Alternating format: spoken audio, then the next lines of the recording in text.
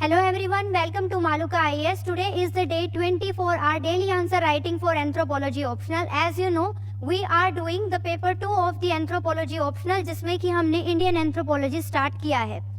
अभी कंटिन्यू करते हुए we had started from the unit 2 and now today we are on the unit 5.2 जिसमें कि हम बात कर रहे हैं about the concept of great traditions and the little tradition and something related about the westernization, the Sanskritization, modernization, how they are affecting the Indian social system, the Indian village system and the Indian society. So today our topic for discussion is the critically examine the concept of westernization. As you already know, हम इससे पहले Sanskritization कर चुके हैं. Today our focus is going toward over the westernization. As the normal format of the question is the introduction, then the body part and then the conclusion. So उसी के basis पे हम जो है इसको define करने वाले हैं. As you can see, introduction जो है उसमें जो basic approach रहने वाली है that is going to be कि आप define करो कि westernization क्या है और westernization को किस तरीके से जो है हम लेकर चल सकते हैं. तो यहाँ simplify करना होगा आपको westernization को. So उसके लिए what you need to do is westernization, as you will start with the simple word that it is the concept which is being provided by the M.N. Srinivas. He is the person who has given the concept or put forth the concept of the dominant caste and the westernization, the Sanskritization. So उन सब के बारे में इन्होंने ही बताया है हमें. So what do we mean by the word westernization? It means the changes. Why? Because we are adopting the things which is being adopted, which is the behavior of the Western countries. So when the non-Western countries, so that non-Western societies, non-Western countries, it may include anybody. Anybody means कि जो भी Western नहीं है उनको. So यहाँ पर Asian, South Asian countries उनको हम लेकर चल सकते हैं. So if those countries or if those societies they are adopting the technological changes, the institutional changes, the changes in the ideologies, in their behavioral pattern, if in their values even, जो family values है, जो normal culture behavior है, if they are changing those things, तो उसको हम बोलेंगे क्या? Westernization. If not only they are changing, if they are even adopting. So with the change, if they are adopting the pattern, behavioural pattern जो कि western countries adopt करती हैं, उनकी वैल्यूज को अगर अडॉप्ट कर रहे हैं तो that is called as the westernisation. So इस सिंप्लीफिकेशन के साथ आप अपने जो इंट्रो है उसको आप डिफाइन कर दोगे. इसी थिंग को आपको पैराग्राफ के फॉर्म में लिखना है that the westernization concept it is given by the M.N. Srinivas and then it means what the changes in technology in the institution, ideology, values in the non-Western societies, and if when they are adopting the things being done by the Western countries. So this is going to be your simple intro. After the intro, हम question को देखेंगे that it is asking for the critically examine the concept of westernization. So whenever we are having the question regarding the critical examination, then you have to put forth not only the critical comments but also the positive aspect as well. So वहाँ पर आपको बात करनी होगी the critical means the negative aspect and then the positive aspect so that कि आप balance maintain कर पाओ. But remember one thing that if the directive word is the critically examine, then first you need to put the critical comment, some comment on its limitations or the critical comment, and after that you need to define those positive aspects, means the comment which are appreciating the western concept or the westernization.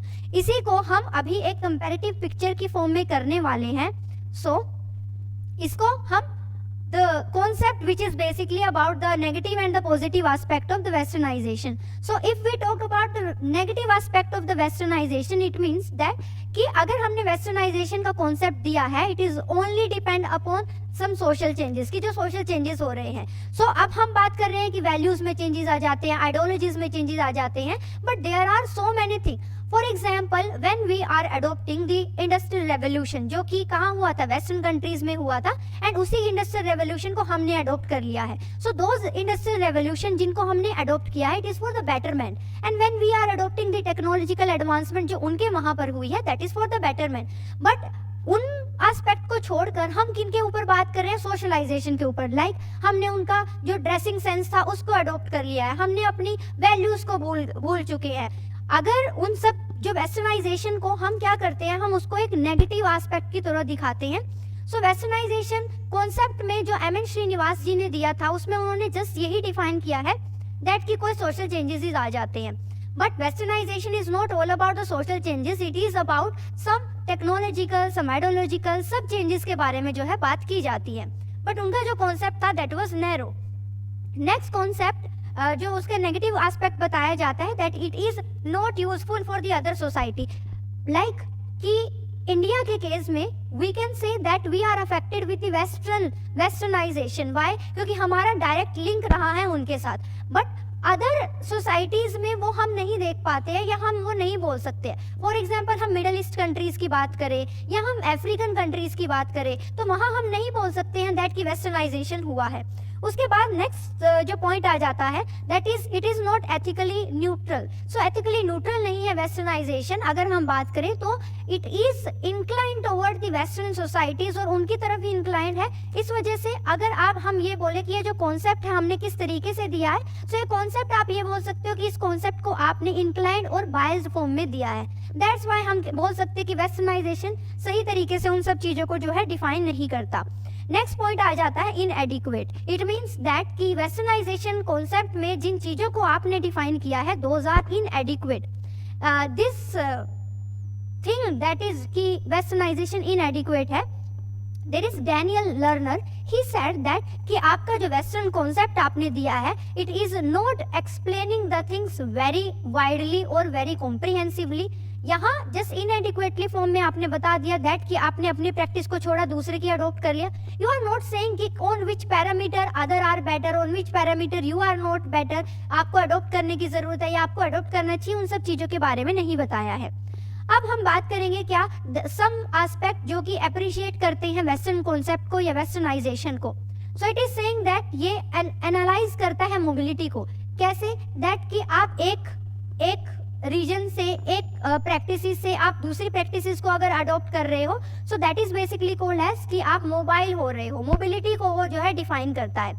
Next point is related to the cover, कि इसमें दो तरीके के दो aspect के बारे में हम लेकर चलते हैं। One is called as the behavioural, another one is the knowledge. So जो वेस्टर्नाइजेशन है वो सबसे पहले तो इसी पॉइंट पर बताता है कि बिहेवियरल एस्पेक्ट क्या है, बिहेवियर से रिलेटेड क्या होगा।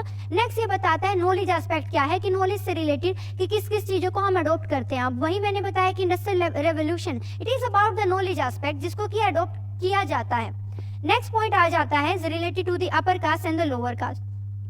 वेस्टर्नाइजेशन कॉन्सेप्ट जो है ये ऐसा नहीं है कि आज ही दिया गया है या आज ही बताया गया है। ओवर द पीरियड इस बिहेवियर पैटर्न को ऑब्जर्व किया गया है, और on the observation M N Srinivas ji he said that the westernization is the concept which is being adopted by the upper caste. Why? Because upper caste अपने level पर, अपने area में अपना नहीं वो अडॉप्ट करती है, उसको कुछ और चाहिए तो वो बाहर से उन सब चीजों को अडॉप्ट करती है।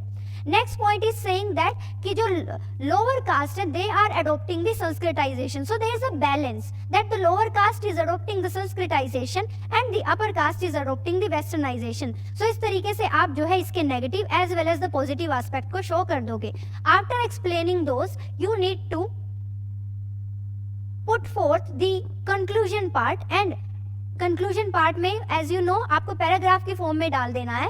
and you would say that कि जैसे वेस्टर्नाइजेशन हो रहा है, like there is a kind of hierarchy in the society.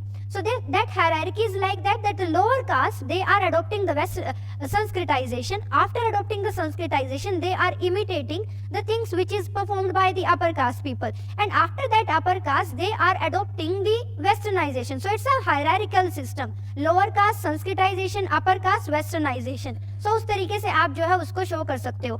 And this Westernization, you would not say that it is for the ये harmful है society के लिए। No, it is better for the society. Why? Because due to the Westernization, we are providing the liberty, the freedom to the women in the society. So that you can say कि it's a positive aspect of the Westernization. And India के ऊपर impact पड़ा है। Why? Because India culturally rich country है and हमारा अपना ही there is a unity in the diversity. And उसके साथ ही अगर हम और कंट्रीज का कुछ और अडॉप्ट कर लेते हैं तो that's not a bad thing. So उसी तरीके से आप जो है उसको शो कर दोगे। So on the basis of that you can see आपका मॉडल आंसर आपके सामने है। इंट्रोडक्शन आप दोगे जिसमें आप सिंपल उसका डेफिनेशन दे दोगे। बॉडी पार्ट में आप बुलेट पॉइंट में लिखोगे some comment on its limitation, point wise जो है आप उनको बनाकर लिखोगे। देन आफ्टर दैट आप लिखोगे some comment in its appreciation and उसके बाद एक कंक्लूजन जो है पैराग्राफ की फॉर्म में शो कर दोगे। सो इस तरीके से आपका जो है कंप्लीट आंसर आर्टिकुलेट हो जाएगा। So thank you so much for today. इसका जो आपको मॉडल आंसर है वो आपको टेलीग्राम ऑफिशियल चैनल जो है उससे मिल जाएगा एंड लिंक उसका डिस्क्रिप्शन में आपको मिल जाएगा। Thank you so much for today. बाकी हम कल मिलते हैं नेक्स्ट यूनिट के साथ। Thank you.